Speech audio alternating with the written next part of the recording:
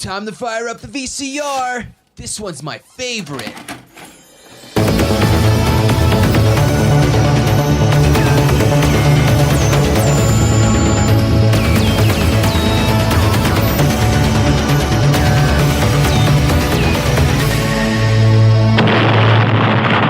That was gold.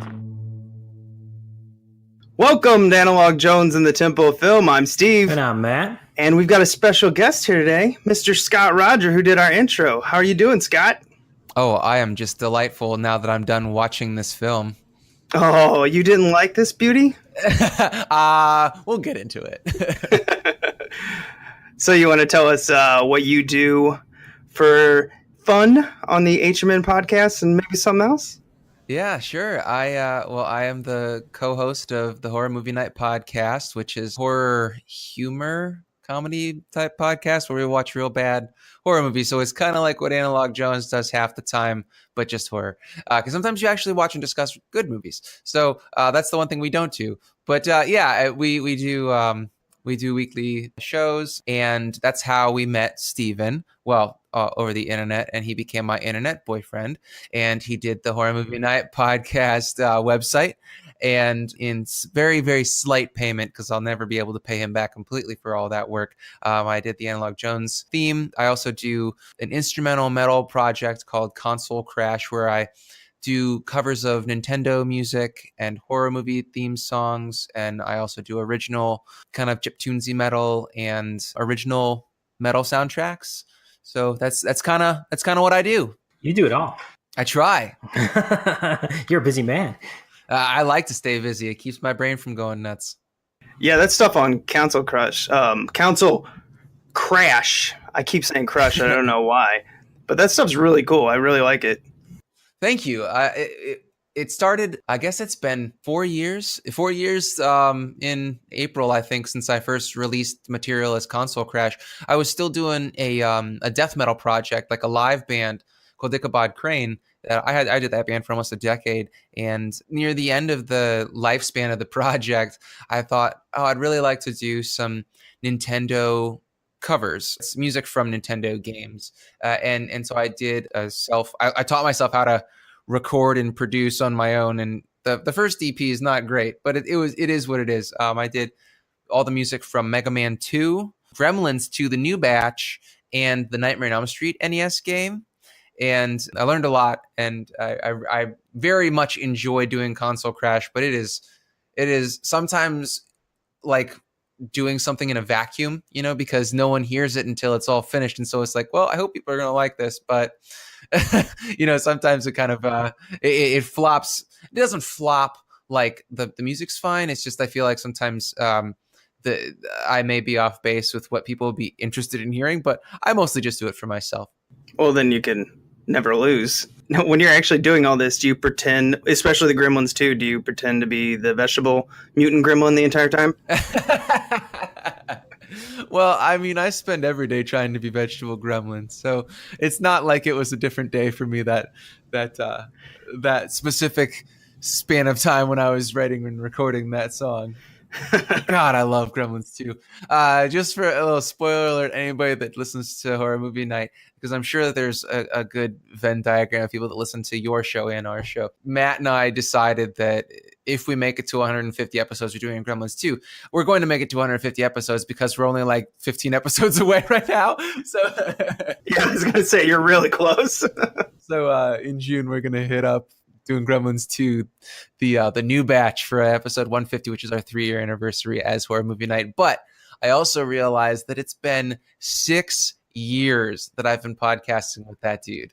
Yeah, that's incredible. Yeah, I didn't ever mean it to be like such a long-term thing, but it's kind of like that guy that, moves into your house and just never leaves. That's Matt, but my brain. So Matt is stuck in your brain's like garage or basement? The basement. Yeah. He's made it pretty homey. Sometimes he does his laundry and I can hear it, but otherwise we're good. I guess we should introduce that there is two Matts in this conversation. We have Matt from here, and then we have Matt from Horror Movie Night. So we need to come up with nicknames for these two. Yeah, each of you guys have Matt partners. That's weird. What does that say about you guys? We love Matts. Yeah, we do really enjoy our Matts. And I told Matt that I was coming on your podcast, and I was like, I think it would be hilarious if you went on the podcast at some point too, because it would just be Steven being like, hey, Matt, and you both being like, what? You what? Yeah? Huh? What? Full disclosure, I had two good friends in high school named Scott. So there were three of us, and these fucking asshole jocks. Oh, I'm allowed to swear on this podcast, right? Oh, yes. Okay, yeah. I've heard you guys swear. I just didn't know if it was like a new thing that you were trying to like make it more kid friendly. So anyway, yeah, these fucking assholes, jocks that I went to high school with would always be like, hey, Scott, when the three of us would be sitting next to each other after lunchtime, and we'd all look and they'd think that was hilarious. That was the 90s for you. Jinko jeans and making fun of Scots. Yeah, well, I didn't wear the Jinkos. I always wanted to wear Jinkos, but I was never quite comfortable enough in that scene to do it. Oh, that would be a great picture. I wore I want to say there was like the low-rise. Well, I did the boot-cut jeans in college because that was what was popular, but in high school, I can't remember what it was called. They weren't Jinkos because Jinkos were just like gigantic pipe pants, and you just kind of swam around in them. They were denim dresses. Yes, exactly. Yeah, they were like jorts long jorts for men. I was the one punk kid in my high school, so I had a chain for my belt and my wallet, and I wore the wide leg jeans. They weren't the Jenko jeans, but they were the wide legs. And I had, like the thrift store t-shirts that were a size too small, which was saying something because I've always been a very slim dude. And I would wear like Hawaiian shirts every Friday, unbuttoned, and I had like frosted tips. Oh my gosh. Yeah, I'm just painting you a picture. I loved all the bands on Hopeless Records, and I had a pop punk band in high school, and we would cover like The Offspring and stuff. I mean, who didn't? Well, yeah. Well, there was a show that we played one time where, and this is a deep cut, but there was a show that we played at a community college nearby, and we were seniors in high school, and there were two local bands, and then Blessed Union of Souls. You remember that band? Oh, yeah. I remember them. No, I don't recall them at all.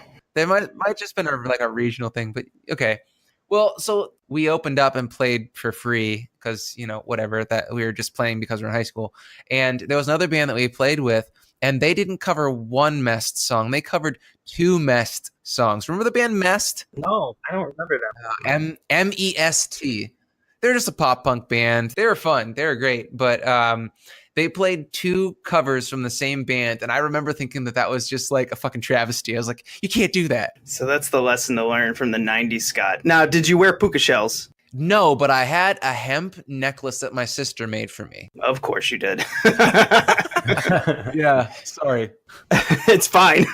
That was great. Like a nice trip down like just memory lane of what I grew up with in junior high and high school. This show is all about nostalgia, guys. We can dip into any facet of nostalgia we have to.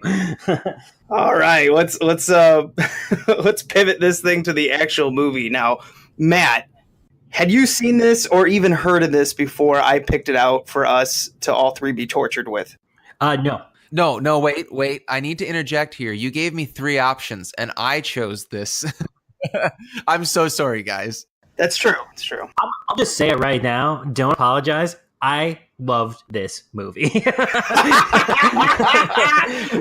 Why? God, why? Oh, you torture yourself. Okay, so I'll get into the details of it before we two of us trash this and one of us love it apparently. So let's get into it. Oh, it's trash. Before we get any further, it's trash, but tasty.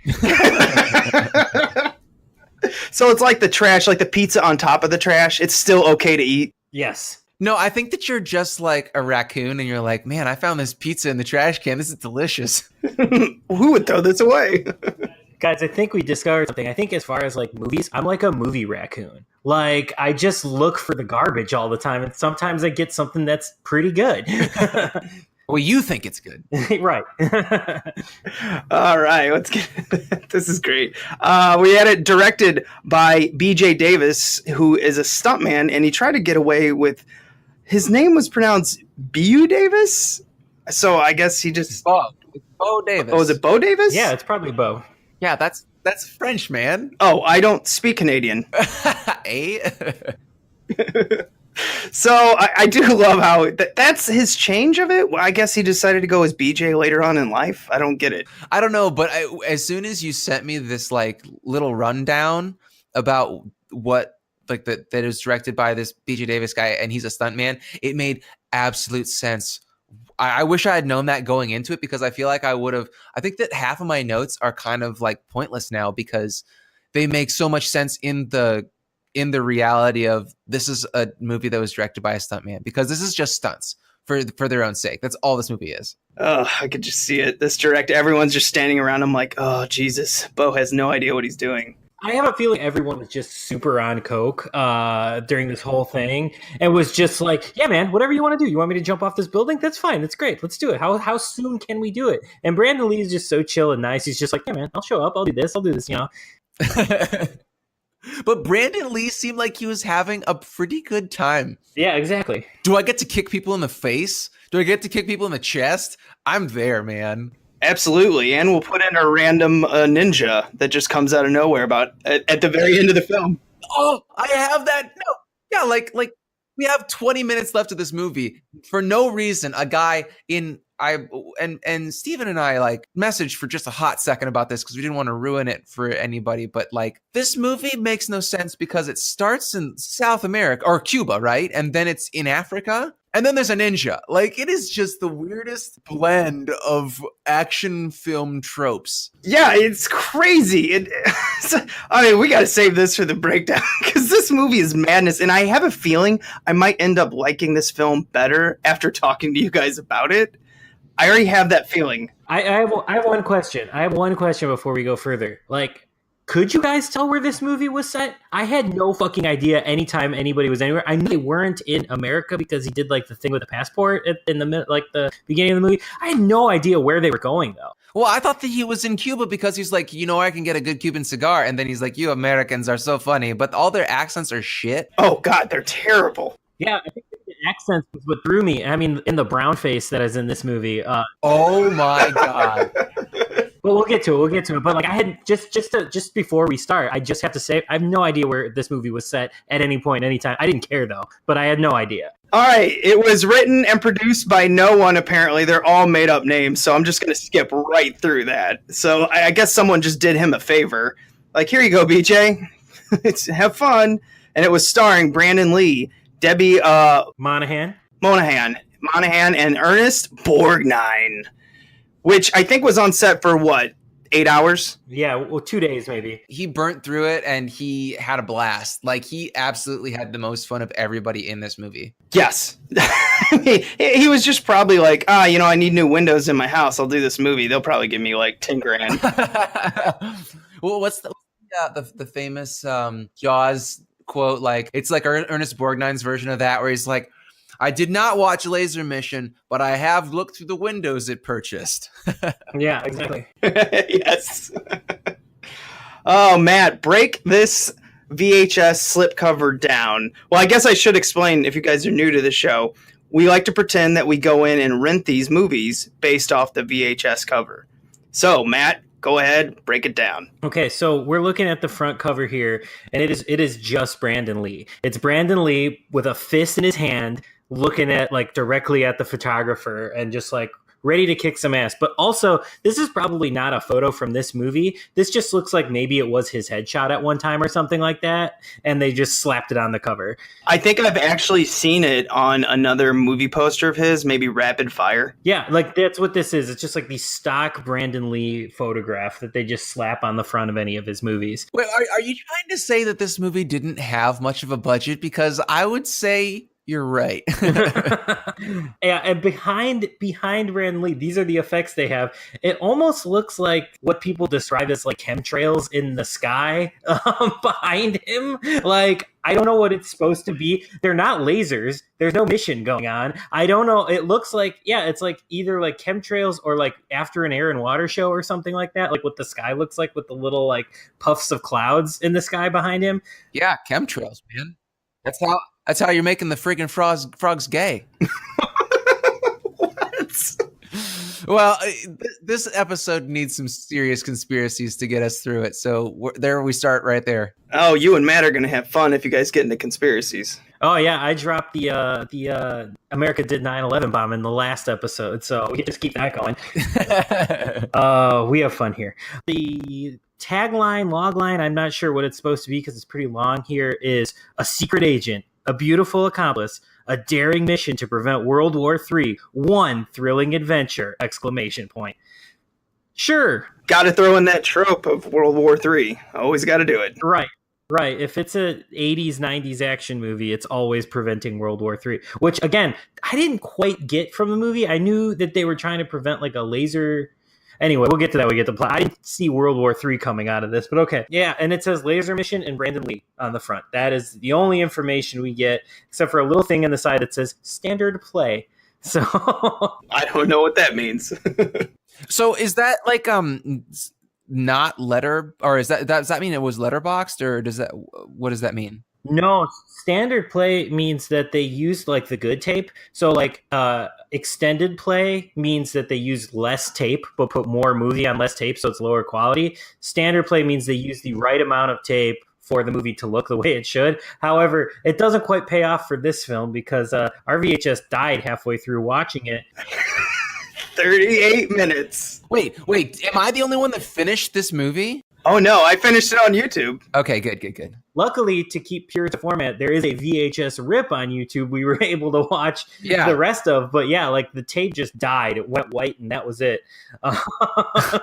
If you look at the side, we see that this is from Woodhaven Entertainment. I don't know who that is at all. I've never heard of them before. It's just another mystery distribution company. Yeah, right. It's like it's all just shell companies and fake names, and I feel like BJ Davis was like, I just want to make a movie, and he's like, I'm just gonna put this all together the Canon Films way. Well, yeah, I'm surprised this VHS actually wasn't on Video Treasures. Yeah, right. This is like a perfect Video Treasures release. They even say on this tape here that it is full length tape for best quality. What else is there? Yeah, they're really selling like, hey, this should work. It died halfway through watching it.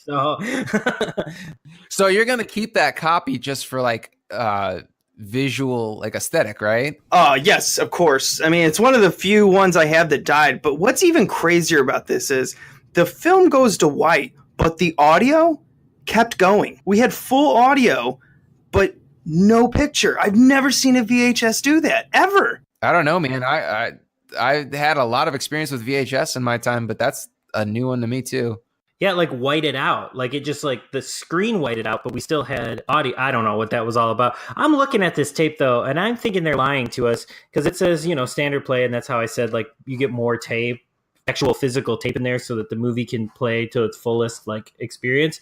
There's not a lot of tape in here. So I'm thinking they like straight up lied to us. Like it doesn't look like a full roll movie in here. You sound so hurt. Yeah, I've been lied to. After the gold that was on this thing, you think they're lying to us about the tape? No! Do you think that someone would go and make a movie called Laser Mission, not have any lasers in it, and then lie to us about the quality of the tape that they used? Yes, I'm accusing them of this. I am accusing them. Please, Woodhaven Entertainment, come contact me and prove me wrong. You want your money back. This is the last we'll see of Matt. Yeah, right. I'm going to be like in a bag somewhere, like just scooped up off the street and thrown in a van now because I brought up Woodhaven Entertainment and their lies, their little scheme they're running here with less tape in their movies. Now, I purposely did not actually read the synopsis on the back of this tape because when Matt reads it, I want it to be the first time I get to experience this. So here it is. Ready, everybody? Go. A secret service operative, Brandon Lee, the Crow, is sent into Africa to escort one of the world's foremost laser weapons experts, Ernest Borgnine, the Wild Bunch spirit of the season, safely to the United States. In his presence, the expert is kidnapped by Soviet loyalists. The operative learns that this man holds a deadly formula that could trigger World War III.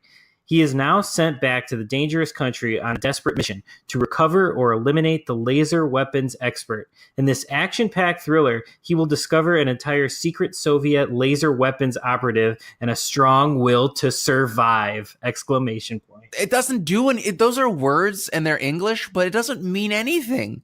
I read it and I didn't take anything from it. Like, I still am more confused about what I watched now as to what they're trying to sell me on what this movie is. Yeah, this movie's a hot mess. Like, I think that maybe my job here tonight is to make you guys realize that this movie's shit. You don't really have to like convince me that this is shit. I watched it. Well, no, you were like, guys, maybe after this conversation, I'm gonna like this movie. No, you're not. Before we put this tape in and start talking about like what is actually in this movie, I do want to point out. So there's 4 stills on the back of this box, as there tends to be on these action VHSs. They're action shots. It's like Brandon Lee with a gun. It's an explosion. It's a guy jumping out of a plane.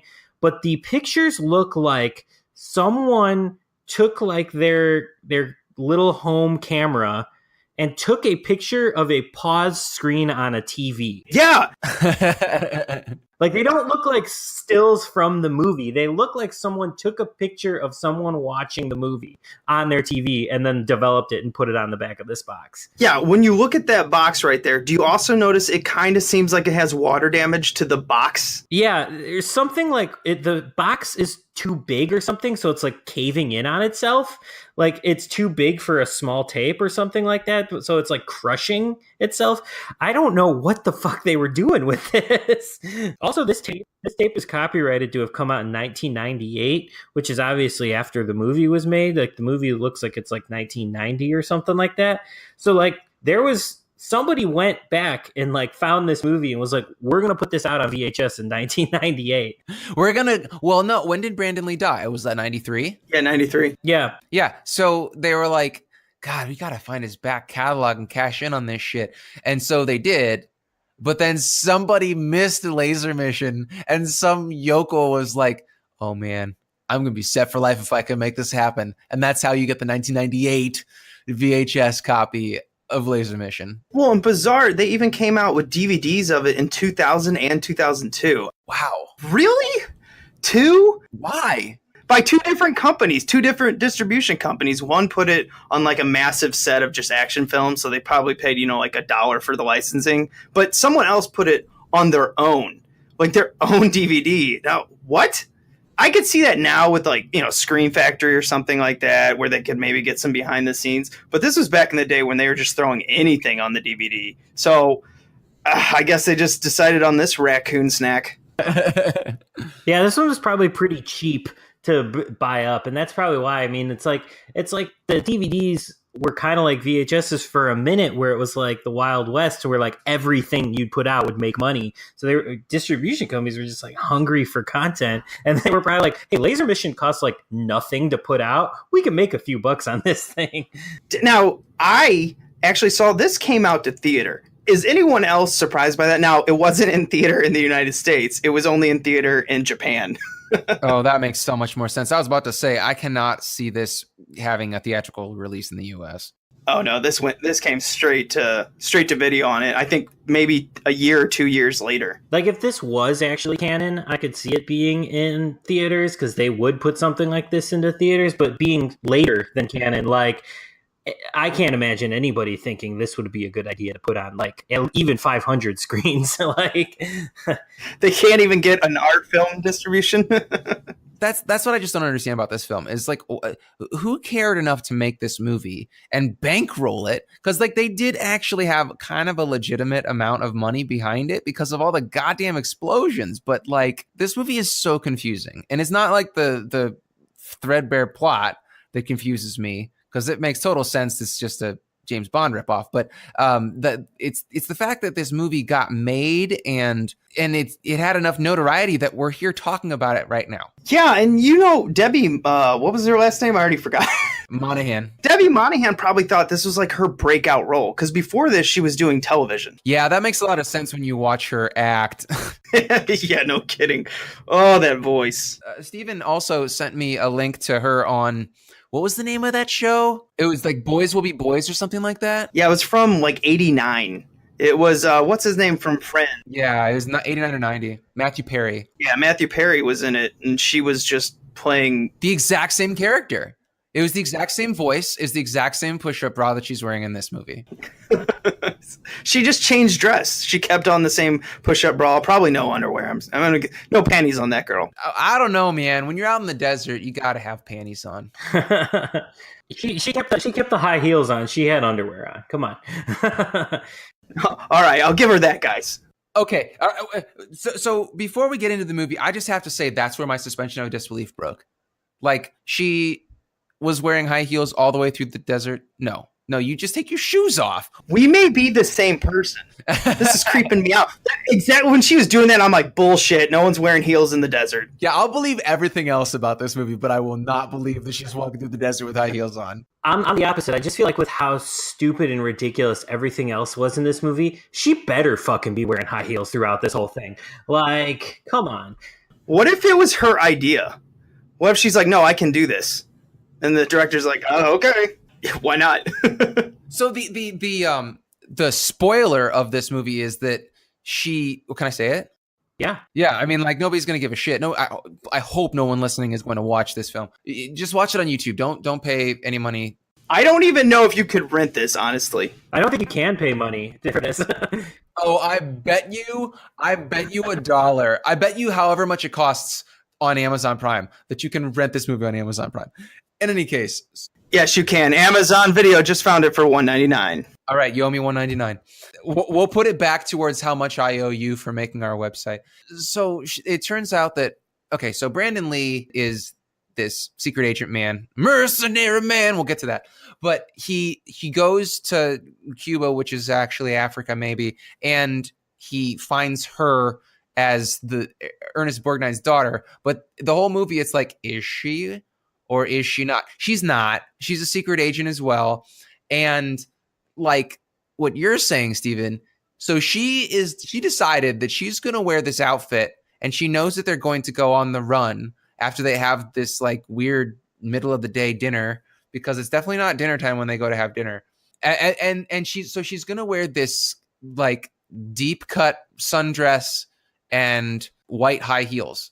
And she knows she's going to go into the desert. And that's what she decides to wear. And she doesn't bring a bag of clothes or something like that. Well, there was one time she's like, can we stop so I can change? And Brandon Lee's like, no, we've got to travel across the ocean with this van. Oh, that's right. God. Yeah, they travel across the ocean from Cuba to Africa in the span of a couple hours. It's insane. Like, I try to write a synopsis for each one of these films sometimes just to see how bizarre they are. This one is, he goes to Cuba, tries to get the German scientist. He gets caught, escapes by hitting everyone with one bullet, firing a shotgun like sideways like a rapper. Then he gets away, finds his people who say, like, you got to work with a KGB agent. And he says no. He returns, gets into, finds her, the veterinarian, which you think is the daughter. Then we get through all this, I don't know, a giant car chase. And then right when they go and look for the actual scientist, that's when this film to me just goes like, they forgot to film things, because they go from Cuba in a van or Jeep all the way to Africa and don't say anything. No, dude, they go across the border, and there's obviously a land bridge between Cuba and Africa. I missed that part. Yeah, go back and look at your history books, your geography books, man. Did you also know that the Earth is flat? Well, I was thinking, is this Pangaea? Wow. Dude, that would make this movie so much better if it's like super, super, super way in the past and they're on Pangaea and he just went from Cuba to Africa because they just crossed the border. And also, I love the fact that these guys that are in pursuit of them, all the border is a little hut that says like hello in some language. And they're like, oh, we're home free. We walked through it.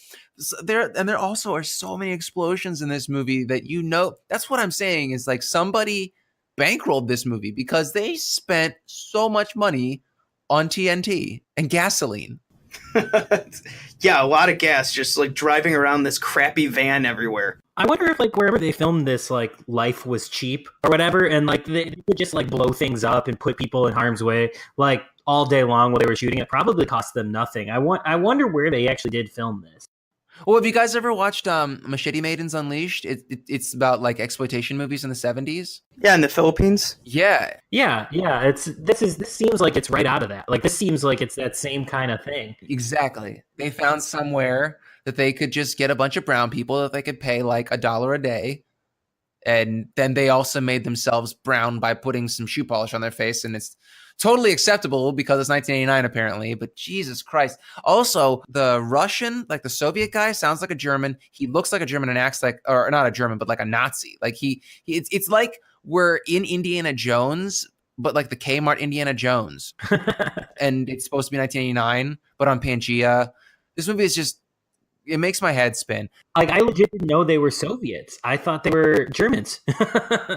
Well, okay, so Ernest Borgnine's character is an ex-Nazi scientist, right? Because that could still make sense because it's 40 years after. Well, I mean, you just figured out the script more than the actual actors and directors. I'm assuming yes. I think he was supposed to be like a Nazi scientist, and the German guy was supposed to be after him because, you know, obviously we're supposed to be doing the Soviet and Cuba thing in this film, but they just like jumbled it all together and forgot to tell anyone. No, you know what? I think that it's just a Coke nightmare.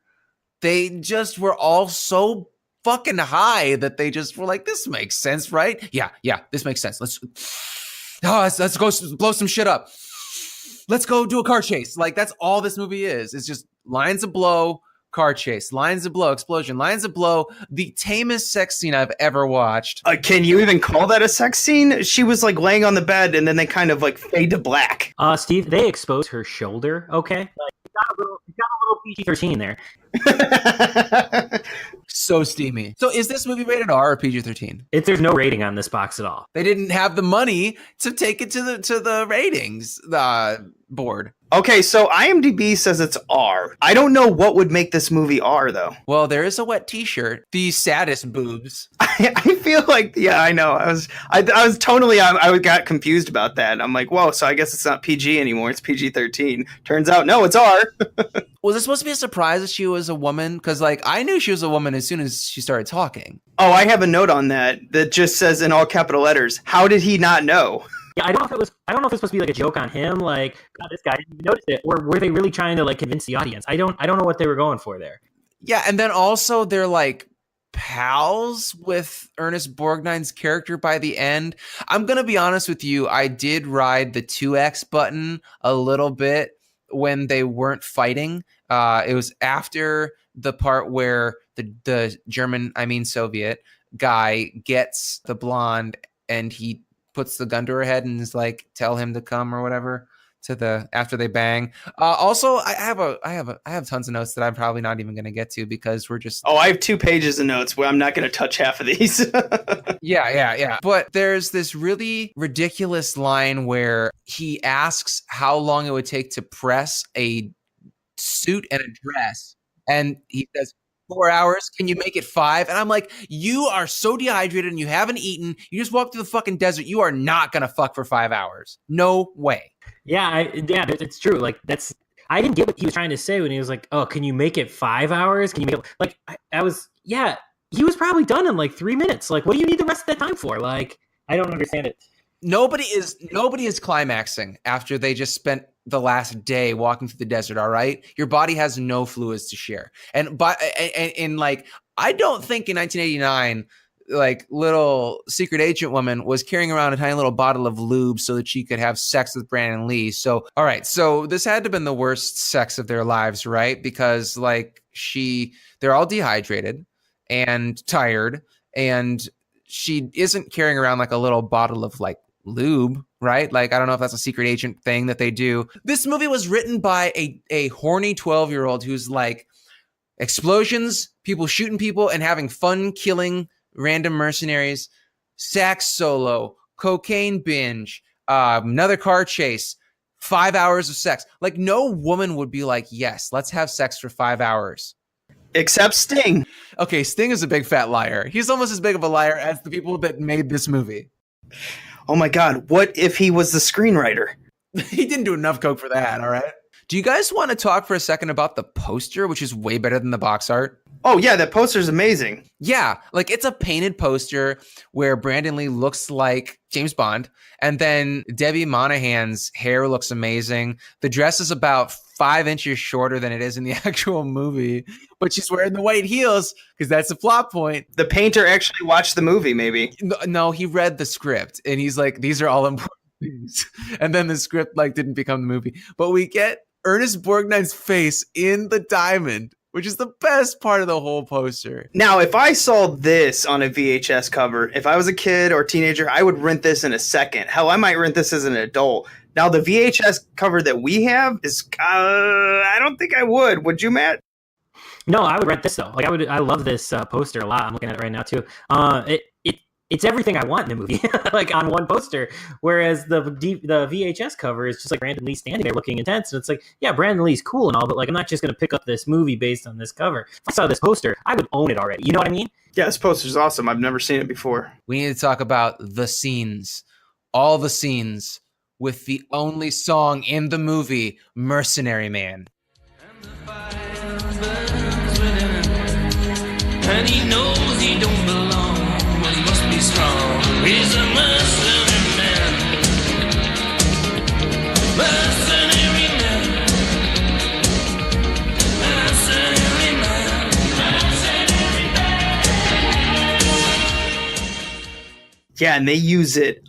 I'd say what do they use it about 4 or 5 times? Dude, no, it's in the entire movie. Like, it's the only part of the soundtrack. So we have the entire song in the intro credits, right? And then we have other pieces of the movie strewn throughout the film. Like there's no, I don't think I remember any orchestral arrangements. All the music is either the sax solo, the like a ballady version of one of the verses of it, then like an instrumental of the Mercenary Man. Like you guys know Trey Parker and Matt Stone, they have that fake band called DVDA that they did all the songs in like Basketball and Team America and Orgasmo, but that's like, you know, that's the voice. That is the voice that they're using, is the guy that's singing in this song. Yeah, he's almost like he's the first, like Trey Parker, Matt Stone. They heard him in this movie, and they're like, "That's what I want my singer to sound like." I don't actually know who's the one who actually sings. That's Trey Parker that does that Mercenary Man voice. Yeah, I know that it was kind of a trope that there was a lot of guys that probably sang like that in the 80s, but this is so spot on that they had to have seen this movie and been like, this song is hilarious, and it stuck with them. Because I watched this movie one time. I will never watch it again, obviously, but I can sing you that song. Like that song is stuck in my brain forever because of the fact that it was used for an hour and 25 minutes over and over and over again. Yeah, they got their money's worth, and I actually started to really like this song, especially at the beginning with the title like going across. I was just like, what is this film doing with this song? And then I found out who actually wrote it. Wait, who wrote it? This was written by British songwriter from Dire Straits, David Knopfler. What? Yeah, no kidding. The band who did Sultans of Swing? Yeah, Dire Straits. From the late 70s? Yeah, Dire Straits. It's him. He's singing. He is singing. He wrote this song. Holy shit. This is after he went solo and he decided to do 3 or 4 film soundtracks. It just blew my mind. Dude, I can do a soundtrack for an entire film if they're going to use one song. I'll do I can get you a soundtrack in a week. Well, you just got to take the vocals away from it and you got 2 songs. Or you can even slow down the bit rate, the beats, and you can have 3 songs because you can have like a slower version. That's it. Next song. We've got an album. I do have a note that says this song is better at 2x. Don't ask me how I know that. I was going to not tell you guys that I watched a little bit of this at 2x, but I totally did. Yeah, not as much as I usually do for my regular podcast because I felt like I needed to do you guys a solid and watch more of this movie than I normally would to get like the deep cuts, but I didn't need to. There are 2 great lines. I specialized in recess and girls, but he says it in such a way that is so odd. But then We have the quote unquote Soviet, the Nazi head Nazi Soviet man who's like, I can't be beaten by a woman. That doesn't sound Soviet. It sounds like a Nazi. Yeah, there was. I was confused at one point when we were trying to figure out who the bad guy was, because the guy who had the severed heads in his room and I guess was a hunter. Now he was the German Nazi guy who was actually supposed to be the German, right? I might have missed that. Well, he's the one when Brandon Lee comes to rescue the professor. Which, by the way, did anyone catch any of the names other than Michael Gold, which they used like 90 times in the film? No way. No names. Got no names of it. Nope. Neither do I. I just go by Professor and Pilates Girl. It's funny because she has so much screen time and we don't even remember her name. Oh, it's Alyssa. Okay, wow, good note. Most of the movie to figure it out. That's why I'm at the end of my notes. I'm like, oh yeah, Alyssa. Yeah, Alyssa did get the best line, in my opinion, the best line towards her is when they were talking about money for this mission. And then Brandon Lee, Michael Gold turns to her and says, I don't put price tags on women because it's too much fun taking them off. And I just like, what does that mean? What? I never put price tags on women. It's much more fun taking them off. Some things come off very easily. He's trying to make the insinuation he likes taking women's clothes off, but it doesn't really come through by saying he likes to take off the price tags. In my mind, it's like, are you just like, do you just like stealing clothes? Like, what are you trying to say? If I was on that date with him and he tried to give me that pickup line, I'd be like, I know what you're asking me for.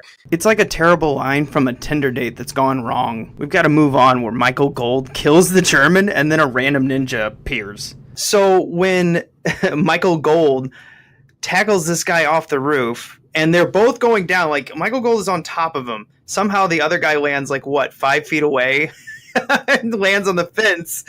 And then when he's on the ground, they just have an abrupt hard cut where he's already up on his feet from like a 25-foot fall and now fighting a ninja, which I don't recall in the film at all prior to this. That's the only ninja, and he's in there for 3 seconds. I know. He's immediately dispatched by Michael Gold, like, boom, you're out. Well, he's a really good ninja because you didn't see him the entire time.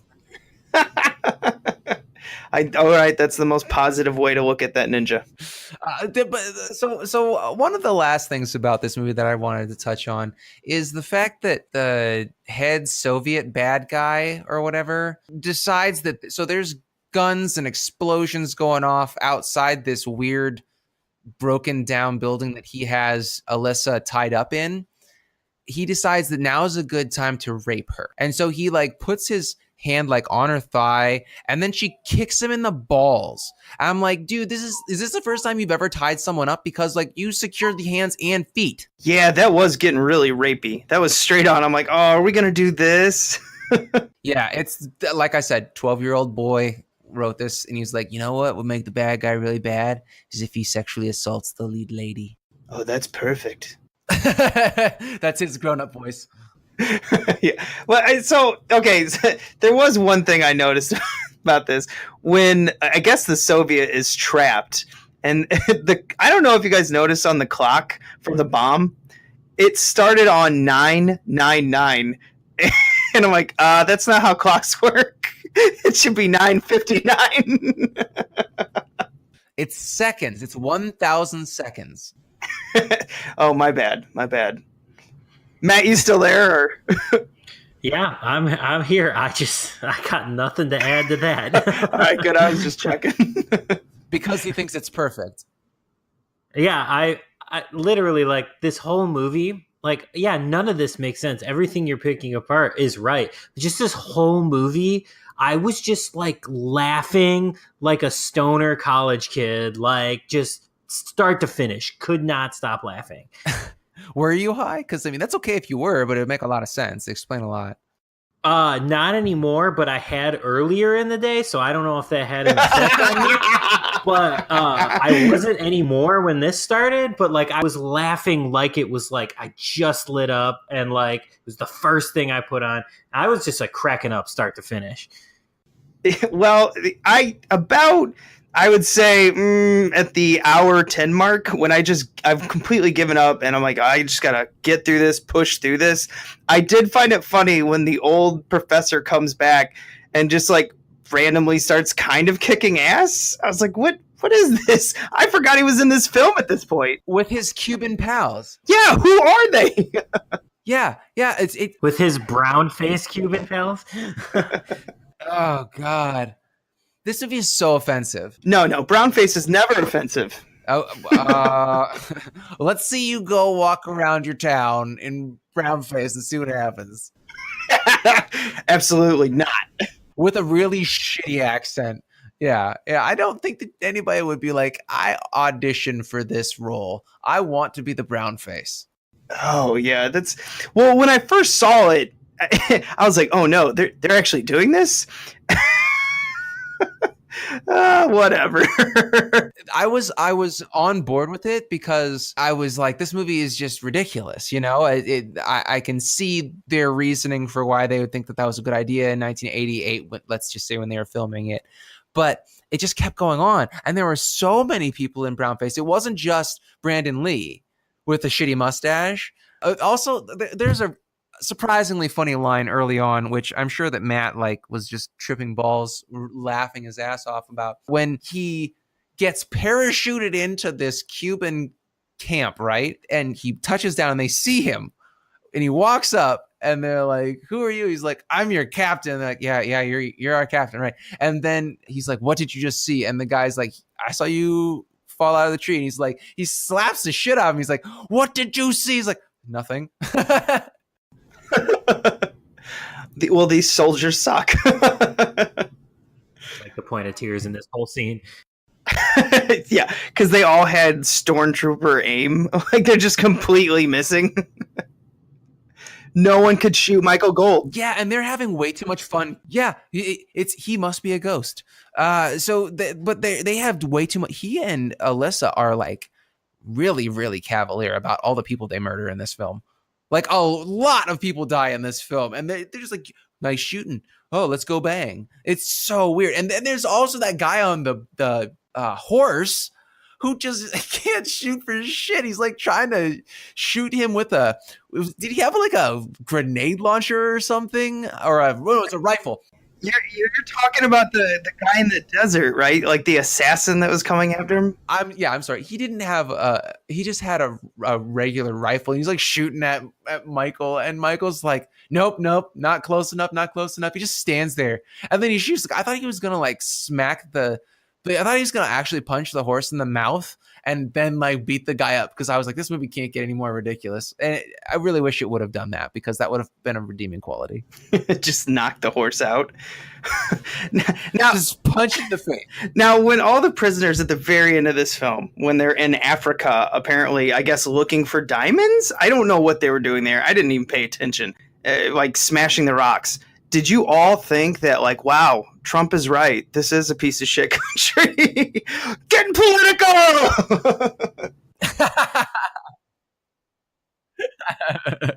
Well, I guess that is when you see the Soviet get tossed into the mine and blown up, then you're like, that's a shithole. I think that's about as political as we can get right there. Topical. We did it. Oh, we do it. We do it every week. We always find a way to get Trump into this. I mean, he's already in everything else. If I could shit on Republicans at any point, I make sure to do it in every episode. Matt doesn't give a shit. I don't. Wow. I'm waiting for the hate mail. It hasn't come yet. You're like, please, just somebody. Like you sit at your bed and you pray. You're like, God, it's me, Matt. I would love some hate mail. And this is how you know there is no God, because you haven't gotten hate mail. That's right. I am doing this just to piss off conservatives, and that hasn't pissed anybody off yet. Not that we know of. So let's get into the behind the scenes. Let's pivot right off that, because I love it. Now, can you guys imagine David Hasselhoff playing Michael Gold? Yes, absolutely. Yeah, it would have been better.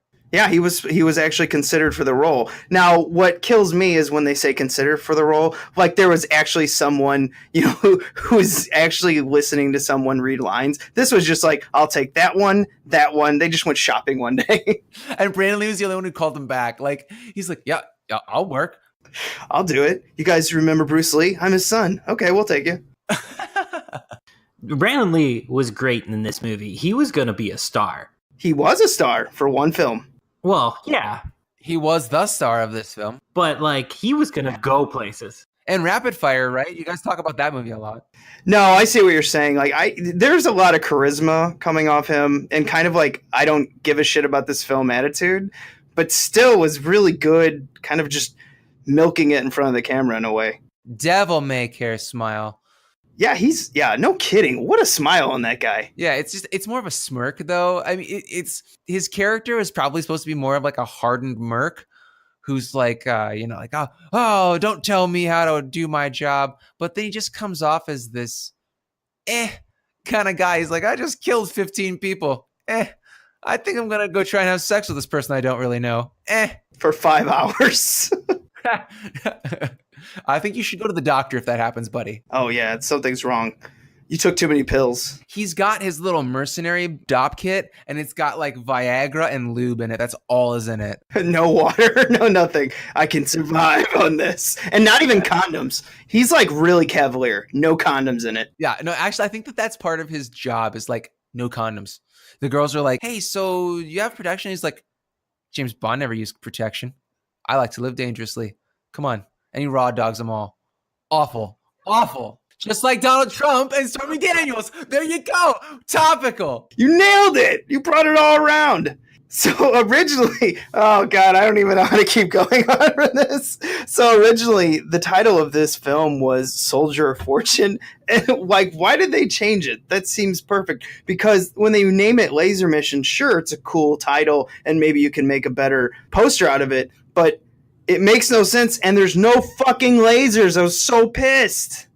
Not one. You know what? Maybe this is like Big Trouble in Little China is from the point of view of a secondary character. What if this movie is from the point of view of the bad guys and they win? The laser mission is like, we're going to make a laser, and then they get thwarted, and we're actually rooting for the bad guys. Well, they couldn't even decide what they were doing. Like, at one point, they called it a nuclear weapon, and then they called it the Star Wars weapon, which I think is lasers. I don't know. It's Reagan's era. I wasn't alive, or I was, but I was a baby. And then we got lasers from the Diamond. They had no idea what the title of this is going to stay. I just think at one point, they're like, make sure you say lasers a few times. Yeah. Oh, yeah. Well, I don't understand why they didn't name it Mercenary Man. That would have been the title I would have went with. That would have made way too much sense. It's so blasé. I mean, why would anybody even make the song Mercenary Man? Like, the guy from Dire Straits just is so lame. As a musician, I just got to say, dude from Dire Straits, you should have hung it up a long time ago, like way before 1989. Well, he's on Twitter. Maybe you can write him. I don't do Twitter anymore. I don't want to put that hate in the world. Wait, now you don't want to read the hate, or you don't want to put it out? I don't actually. It's just that I could dish it out but not take it, and so I know that about myself. I don't want to put myself out for all the hate that I would get back.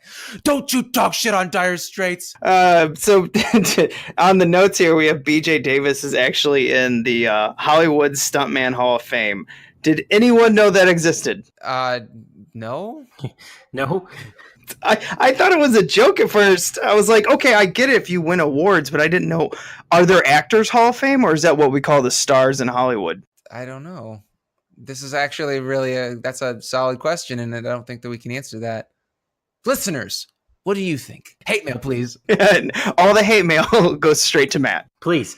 I was looking at this. This is kind of crazy. So this episode will come out February 2nd. Brandon Lee was born February 1st, 1965. So he would have been 53 the day before this episode's going to drop. I don't know. I thought that was creepy. Huh. Maybe you should put it out a day early and be like, happy birthday, Brandon Lee. We miss you. Here's our podcast shitting on Laser Mission. But we're shitting on the movie, not him, because we just said that he's charming in the film. It's true. And that he was going places. He was going to be Johnny Cage in Mortal Kombat. Oh man, I wish that he would have. That would have probably redeemed a really shitty movie. He would probably have been like, you know what, guys? let's just do all the effects practical and not use CGI, because that would have made the movie a lot better. That's probably a discussion for another time. How much do you think the budget was on this? Honestly, because there is no budget I could find anywhere. I'm going with $120,000. Hey, listen, guys, we can buy a house or we can make shit blow up. Well, they're coked out of their mind. They're like, let's blow this shit up. Yeah, let's blow up this village in Africa. It sounds great. Let's do that instead. Let's move on to what's going in our museum. This is the second time I've had to reclaim my property from you. That belongs in a museum. So do you. This is the part of Analog Jones where we put something in the museum, good or bad. And if it's bad, we got to learn from it, and we got to find the gold from anything. So how about you go, Matt? I'm going to put Mercenary Man in the museum because, like, it's the movie. It's it's the whole movie. Gets you kicked off, ready to start exactly what you're going to get into when it plays during the opening credits. All right. Scott, you go next. One word, ninja. Damn it! Now you got to think on your toes. Yeah, yep. You can also pick the ninja because you can just say the ninja stuntman. I actually had a backup, and it is when they walk into his room, the German's room, and he has all those heads in there. When they show a little, like, 1 second clip close up of the heads, it's actually not that bad of a prop. So I'm going to put in the movie with absolutely no budget, actually putting in time for a little bitty dead head that was going to be in there for about 1 or 2 seconds. I can accept that. Because most of these movies, that would have been like a basketball, like, painted. But no, not in Laser Mission. They go all out for us. Yeah, they really think that every scene needs to be just full of details. That's a hero prop right there if there ever was one. Yeah, I was wondering when I was looking at that hunter's house, I'm like, is this someone's house that they knew, or did they actually make up this house and all the hunter gear? Oh, they just found somebody. They probably put an ad in the yellow page. What the fuck would they even have back then? Not Craigslist. They put an ad in the newspaper that was like, hey, can somebody that has a bunch of hunting memorabilia, you want to be in a movie with Brandon Lee, star of Rapid Fire? Or maybe Rapid Fire was after this. I don't know. A better podcast would have researched that. Well, I can't speak from experience because we never do our research either. All right. It's just running rapid throughout the podcast community. Fuck research. It's too much time. We had this shitty movie to get off our mind. Yeah, dude, I couldn't think of anything except for this song.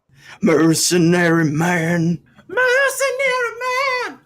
Oh, I'm playing that at the end of this.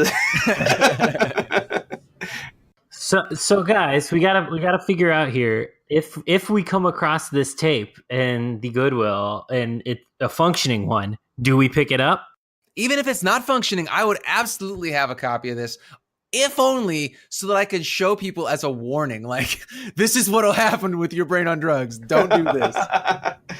I think absolutely. I mean, not only am I going to keep a broken VHS of this, but I would actually like to own one of the shitty DVD versions of this. Ooh, that's going too far. If it's more than $2, I wouldn't buy it. I've got some dignity. But I feel like this movie, you could show a group and it would be a blast. And I'm surprised we haven't heard of this as like a really bad film. I've never heard of this at all. So I think this is kind of a fun group film if you're all drinking or on something else. I would play this movie. Like, I would screen this for an audience. Like, it's a fun, bad movie. I think a crowd could have fun with this. I absolutely would pick this up if I found it. Oh wow, that's a 3 for 3 right there. But not for the same reason. So, don't lump me in with Matt. All right. I feel like you say that on both podcasts. It's true. Maybe I'm just falling back into my old habits. Well, I mean, I fell in love with you on those old habits. I love that shit. Oh, we might want to end on that touching moment right there. Yeah, touching where? in my my low cut dress with no underwear and white heels. Yeah, but you got that push up bra, bro. That's right. That thing is worth all the monies. Yeah, they definitely that's a hero prop right there. Oh, damn, should have put that in the museum. She still has it. We watched her Pilates video. That's right. You can go on YouTube and watch it too. And maybe you can go to California and get her to be your instructor. Okay, this podcast was a lot of fun. Scott, thank you for coming on. Hey, thanks for having me. I was mad that you made me watch. Well, I was mad at myself for making us watch this film, but I knew that we'd get a good episode out of it and that we'd have a blast talking about it. So thanks for having me. All right, man. I'm going to let you, I guess, let you have the last word. Yeah. Thanks for coming, Scott. Thanks for listening, everybody, and make sure to be kind. And rewind.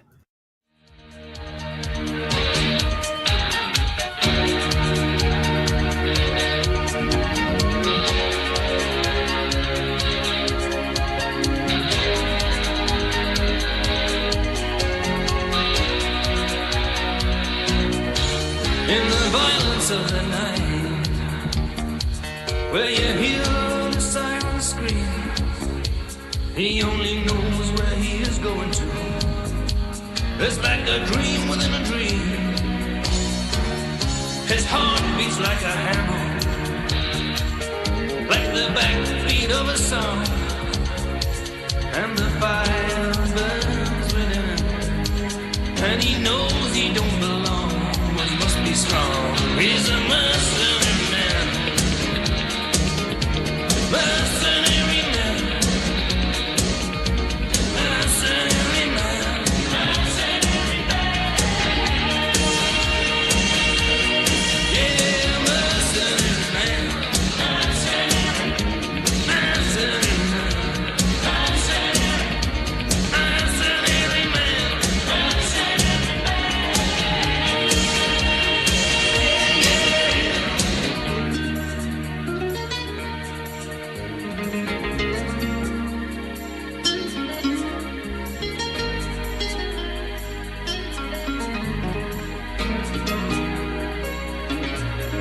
Yeah, the fire still burns, turning wheels within a wheel.